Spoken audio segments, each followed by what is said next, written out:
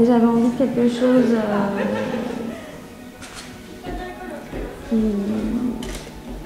qui réponde à chaque mot du statement. Donc déclenché par le son, par exemple, atténué donc par le silence. Enfin, on retrouve, je recombine le statement en fait. Teinté, c'est aussi par le son, donc vu que les lampes s'allument sur le son. Affaibli, donc l'intensité de lumière s'affaiblit par le silence. Alors il y avait affaibli, teinté, déclenché, atténué. Et il y en a un cinquième, il me semble. Je ne l'ai plus. Voilà. Normalement, ça marche sur la musique, ce genre de choses. Hein, c'est pour les soirées, les booms. Donc voilà, je voulais essayer sur plein de musiques. Et pour finir, j'ai opté pour une musique classique, Vivaldi. Après avoir testé plusieurs musiques, sur les musiques qui font trop boum boum, trop festives, ça faisait vraiment discothèque. C'était pas du tout voulu, enfin le résultat voulu quoi. Donc là, la musique classique, il y a vraiment, quand on voit le mec, comment il s'appelle, ceux qui, voilà, le chef d'orchestre, hein, j'ai vraiment cette impression que voilà,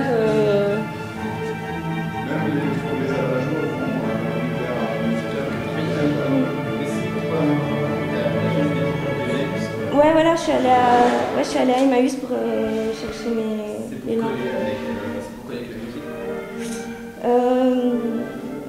Ouais, j'avais envie d'un petit truc un peu... Enfin, les lampes de chevet, c'est quelque chose de vachement intime. C'est un peu kitsch. Ouais, je dirais. Mais j'avais envie de vraiment des lampes variées, en fait. Que ça soit pas... Bon, ils ont tout un peu le même esprit, mais... Voilà.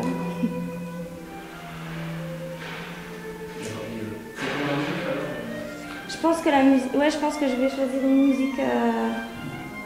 Les 4 saisons du Vivaldi, le printemps, je pense. C'est celle qui est... Je pense qu'elle va tourner en boucle, ouais. Enfin, pour l'instant, je me pose encore la question, mais... Non, c'est vraiment bien. Je pense en plus samedi soir, quand on va à l'expo, s'il fait nuit dehors, en plus c'est claqué, tu n'as pas de lumière ici, on va vraiment voir que les lampes et tout. Je sais pas.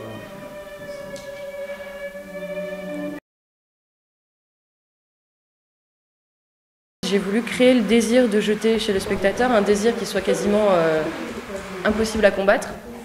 Ou s'il le fait d'ailleurs, c'est son choix, hein, il a tout à fait le droit. Donc je suis partie sur tous les objets qu'on pouvait jeter, en partant d'objets très simples. Donc il y a eu les boulettes en papier, nanana. Et au final, je suis arrivée à l'avion, parce que après plusieurs essais, je me suis rendu compte qu'un avion, quand on l'a face à soi, c'est très rare qu'on résiste à l'envie de le jeter en fait. Donc j'ai fait plusieurs essais. J'ai fait des avions, je me suis placée dans des lieux publics où il y avait des gens que je connaissais ou pas. J'ai posé les avions comme ça et je les ai observés de loin et en moins de 10 minutes, il y avait forcément au moins une personne qui saisissait l'avion et qui le jetait. Donc à partir de là, je me suis dit, bon, bah, c'est le bon objet, il faut le garder. Et après, il y a eu la question de cet avion. Est-ce que c'est une feuille de couleur? Est-ce que c'est une feuille blanche? Une fois que j'ai su que je prenais l'avion, j'ai présenté ce projet au professeur. Et donc une fois que l'objet est validé, il faut savoir plastiquement ce qu'on va faire. Donc alors, il y avait la question de la couleur, la question du statement, est-ce qu'il est marqué dessus ou pas, et est-ce qu'il est déjà plié, est-ce qu'il n'est pas déjà plié, donc la mise en place dans l'espace après ici. Donc en fait, pour l'instant, ma mise en place, je ne la connais pas totalement. Je sais que je ne vais pas le plier moi-même, je vais peut-être en plier certains pour montrer la marche à suivre, mais le spectateur va être amené à plier lui-même son avion, c'est-à-dire d'une certaine manière qu'il va se l'approprier. Et une fois qu'on s'approprie un objet, on en fait souvent l'usage. Ce sera possible, à mon avis, qu'il y en ait qui le plient et qui le reposent, mais si c'est le cas, je pense qu'intérieurement, ils vont quand même se sentir frustrés. Et c'est aussi le but, c'est-à-dire que le spectateur sera totalement libre de faire ce qu'il veut, mais dans tous les cas, ça impliquera sa personnalité. Même un spectateur qui fera que regarder la feuille et qui n'osera pas la plier, ce sera sa personnalité et c'est son être en fait qui est mis en jeu ici. Au final, le pliage est très sobre, il n'y a pas d'explication texte. Et je pense pas que je vais mettre de cartel pour expliquer. Ce sera... parce que selon moi, en fait, déjà, le spectateur, c'est pas un con. Il faut toujours penser que c'est pas un con. Et peut-être en lui mettant des explications très simples, qu'il arrive à trouver lui-même. Donc voilà, au final, ça donne ça. Et là, je suis en train de décider les tirets et la typo. Et après, la question, c'est de savoir la hauteur de la pile.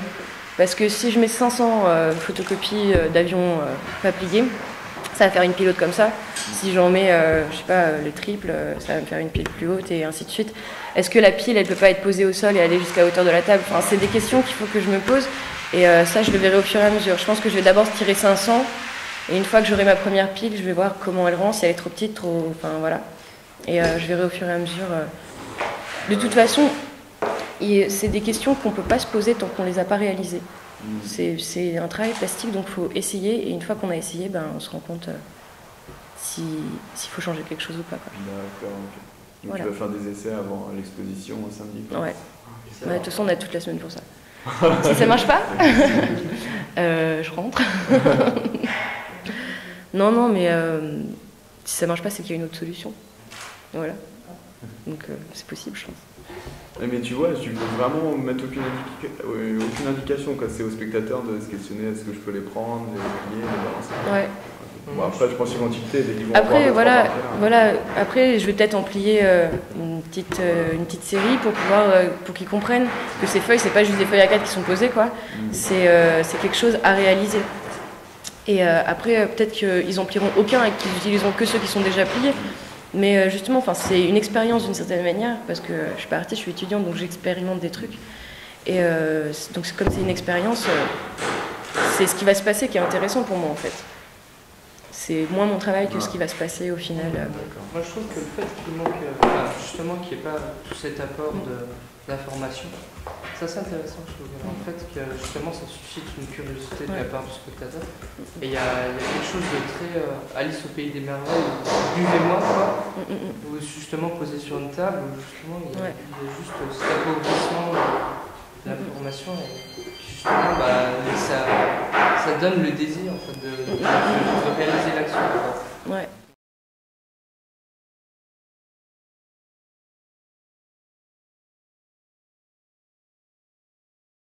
Alors donc en fait j'étais partie sur le principe du livre-objet et donc je me suis rendu compte que mettre du texte dedans ça devenait trop compliqué.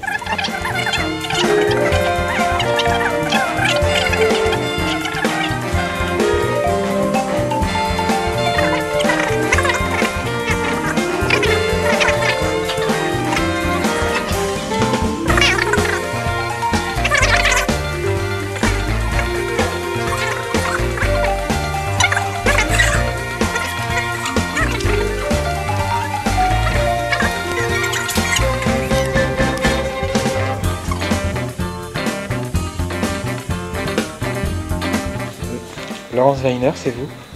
Oui, c'est moi, Laurence Weiner, ouais. M'expliquez alors votre travail? J'écris des phrases et ça se vend cher. Et ça plaît aux gens. Non, je dois vraiment faire une interview. Si vous êtes Laurence Weiner, oui, je suis très intéressé. Ah, attendez, j'arrive plus ma fausse barre. Laurence Weiner. Merde, ça tient plus en ce moment. Je l'ai trop mise.